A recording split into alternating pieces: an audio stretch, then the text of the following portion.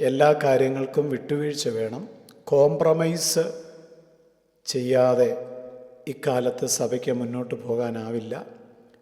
യൗവനക്കാരായ ആളുകളെ, ചെറുപ്പക്കാരെ കർത്താവിന് വേണ്ടി നേടണം എങ്കിൽ പല വിട്ടുവീഴ്ചകൾക്കും തയ്യാറാകണം എന്നൊക്കെയുള്ള ചർച്ചകളും ചില സഭകളിൽ ചർച്ചകൾക്ക് അനന്തരം ചില തീരുമാനങ്ങളും നടപടികളും ഒക്കെ നടക്കുന്നത് നാം മനസ്സിലാക്കുന്നുണ്ട്.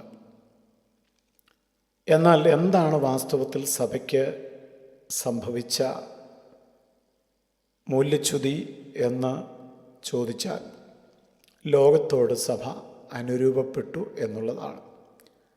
കർത്താവ് പറഞ്ഞു, നിങ്ങൾ പുറപ്പെട്ട് സകല സൃഷ്ടികളോടും സുവിശേഷം പ്രസംഗിക്കണം, വിശ്വസിക്കുന്നവരെ സ്നാനപ്പെടുത്തണം, ഞാൻ നിങ്ങളോട് കൽപ്പിച്ചതൊക്കെയും പ്രമാണിപ്പാൻ തക്കവണ്ണം അവരെ എൻ്റെ ശിഷ്യരാക്കണം. ദൈവവചനം പറഞ്ഞ് പഠിപ്പിച്ച് ക്രിസ്തുവിൻ്റെ ശിഷ്യരാക്കുക എന്നുള്ളതാണ് യേശുവിൻ്റെ പദ്ധതി. നാം എല്ലാവരും ക്രിസ്തുവിൻ്റെ പരിജ്ഞാനപൂർത്തി പ്രാപിക്കേണ്ടതിന് ദൈവം സഭയ്ക്ക് ദാനമായിട്ട് നൽകിയിരിക്കുന്നത് അപ്പോസ്തലന്മാരെയാണ്. അവൻ ചിലരെ അപ്പോസ്തലന്മാരായും ചിലരെ ഇടയന്മാരായും ചിലരെ ഉപദേഷ്ടാക്കന്മാരായും പ്രവാചകന്മാരായും സുവിശേഷകന്മാരായും ഒക്കെ ദൈവം നിയമിച്ചിരിക്കുന്നു. സഭ ആത്മീയമായിട്ട് വളരുവാൻ ദൈവം ഇങ്ങനെയുള്ള ആളുകളെയാണ് സഭയ്ക്ക് ദാനമായിട്ട് നൽകിയിരിക്കുന്നത്. അല്ലാതെ ലോകത്തെ സ്നേഹിച്ച് ലോകത്തോട് അനുരൂപപ്പെട്ട് ലോകത്തിൻ്റെ ഇമ്പങ്ങളിൽ ജീവിക്കുവാൻ അനുവദിച്ച് ആളുകളെ സഭയിൽ നിലനിർത്തണം എന്നല്ല കർത്താവ് നമ്മെ പഠിപ്പിച്ചിരിക്കുന്നത്. നിങ്ങളെൻ്റെ വചനത്തിൽ നിലനിൽക്കുന്നു എങ്കിൽ നിങ്ങളെൻ്റെ ശിഷ്യന്മാരാകും എന്നാണല്ലോ കർത്താവ് പഠിപ്പിച്ചിരിക്കുന്നത്. നിർഭാഗ്യവശാൽ ഇന്ന് സഭ ലോകമയം ആയിത്തീർന്നിരിക്കുന്നു. സഭകളിൽ ഇന്ന് ജിമ്മും ക്ലബും ടൂറും പിക്നിക്കും ഒക്കെ നടത്തുവാൻ വിശ്വാസികളെക്കാൾ പാസ്റ്റർമാർ ഉത്സാഹം കാണിക്കുന്നു. ഇങ്ങനെയൊന്നും ചെയ്തില്ലെങ്കിൽ ഇന്നത്തെ ആളുകളെ സഭയിൽ കിട്ടത്തില്ല എന്നാണ് അവരുടെ നിലപാട്. കോംപ്രമൈസ് ചെയ്യുക. അഹരോൻ്റെ അടുക്കൽ ഇസ്രായേൽ മക്കൾ ചെന്നിട്ട് പറഞ്ഞു, ഞങ്ങളുടെ മുമ്പിൽ നടക്കാൻ ഞങ്ങൾക്കൊരു ദൈവത്തെ ഉണ്ടാക്കി തരണം. ആ നിമിഷം വേണമെങ്കിൽ അഹരോൻ അവരെ ശാസിച്ചമർത്താമായിരുന്നു. മിസ്രൈമിൽ നിന്ന് നിങ്ങളെ വിടുവിച്ചു കൊണ്ടുവന്ന ദൈവത്തെയല്ലാതെ വേറെ ആരെയും നിങ്ങൾക്ക് ആരാധിക്കുവാൻ അനുവാദമില്ല എന്ന് പറഞ്ഞവരെ ശാസിച്ച് അമർത്താമായിരുന്നു. എന്നാൽ അവരുടെ ആവശ്യം അഹരോൻ അംഗീകരിച്ചു. അഹരോൻ പറഞ്ഞു, നിങ്ങൾ ആഭരണങ്ങൾ കൊണ്ടുവരിക. അവർ കൊണ്ടുവന്നു, തീയിലിട്ടു. അതൊരു കാളക്കുട്ടിയായി. കാളക്കുട്ടിയുടെ മുമ്പിൽ അവർ നൃത്തം ചെയ്ത് ആരാധിച്ചു. ഇന്നും ഇതുപോലെ കോംപ്രമൈസ് ചെയ്യുന്ന അഹരോന്മാരുണ്ട്. വിശ്വാസികളുടെ താളത്തിന് ഒത്തു തുള്ളുന്നവർ, അവരാവശ്യപ്പെടുന്നതെല്ലാം അനുവദിച്ചു കൊടുക്കുന്നവർ. സഭയിലേക്ക് ലോകം ഇരച്ചു കയറിയിരിക്കുകയാണ്. ഒരു കാര്യം നാം പ്രത്യേകം മനസ്സിലാക്കണം.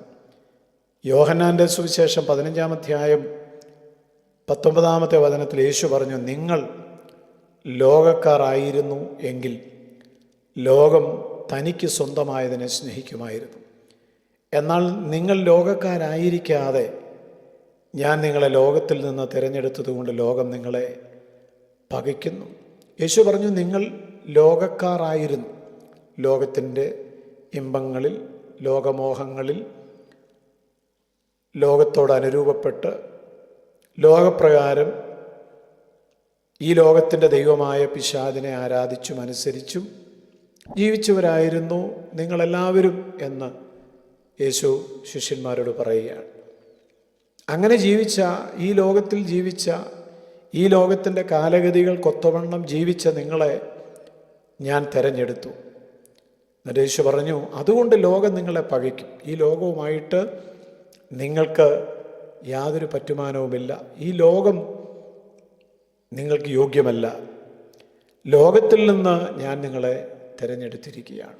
ദൈവം ലോകത്തിൽ നിന്ന് തിരഞ്ഞെടുത്തിട്ട് നമ്മോട് പറഞ്ഞത്, ഈ ലോകത്തോട് അനുരൂപപ്പെടാതെ, ലോകത്തെയും ലോകത്തിലുള്ളതിനെയും സ്നേഹിക്കാതെ, ലോക ഇമ്പങ്ങളിൽ ആകൃഷ്ടരാകാതെ നാം ജീവിച്ച് ദൈവത്തെ മഹത്വപ്പെടുത്തണം എന്നുള്ള കാര്യമാണ്. എന്നാൽ ഇന്ന് ലോകക്കാർക്ക് ഉള്ളതെല്ലാം ഞങ്ങൾക്കും വേണമെന്നാണ് പല നേതാക്കന്മാരും പ്രസംഗിക്കുന്നത്. ഞങ്ങൾക്കും ജാതികളെപ്പോലെ ഒരു രാജാവിനെ വേണം എന്ന് ശമൂവേൽ പ്രവാചകനോട് ഇസ്രായേൽ ജനം ആവശ്യപ്പെട്ടതുപോലെ ജാതികൾക്കുള്ളതെല്ലാം ഞങ്ങൾക്കും വേണമെന്നുള്ള ആവശ്യം ദൈവസഭകളിൽ പലരും ആവശ്യപ്പെടുവാൻ തുടങ്ങി. ജാതികൾക്കുള്ളതുപോലെ എല്ലാം വേണം. ജാതികൾക്കുള്ളതുപോലെ നേതാക്കന്മാർ വേണം, MLA വേണം, രാഷ്ട്രീയക്കാർ വേണം, സ്വാധീനമുള്ളവർ വേണം എന്നൊക്കെയുള്ള ആവശ്യങ്ങൾ ദൈവസഭയിൽ മുഴങ്ങിക്കൊണ്ടിരിക്കുന്നു. പ്രിയപ്പെട്ടവരത് അന്ത്യകാലമാണ്. ഞാൻ എൻ്റെ സഭയെ പണിയും എന്ന് കർത്താവ് പറഞ്ഞിട്ടുണ്ട്. നാം നിൽക്കുന്ന സഭ സത്യസഭ ആയിരിക്കട്ടെ. അത് മനസ്സിലാക്കുവാനുള്ള ദൈവകൃപ നമുക്ക് ദൈവം നൽകട്ടെ. അപ്പോസ്തലന്മാർ അല്ലാതെ ഇരുന്നവരെ പരിശോധിച്ചവർ കള്ള അപ്പോസ്തലന്മാർ എന്ന് എഫെസോസിലെ സഭ തിരിച്ചറിഞ്ഞതുപോലെ പ്രസംഗങ്ങളും പ്രസംഗിക്കുന്നവരെയും ഒക്കെ തിരിച്ചറിയുവാൻ, വിവേചിക്കുവാൻ ഈ കാലങ്ങളിൽ നമുക്ക് ദൈവം കൃപ നൽകട്ടെ.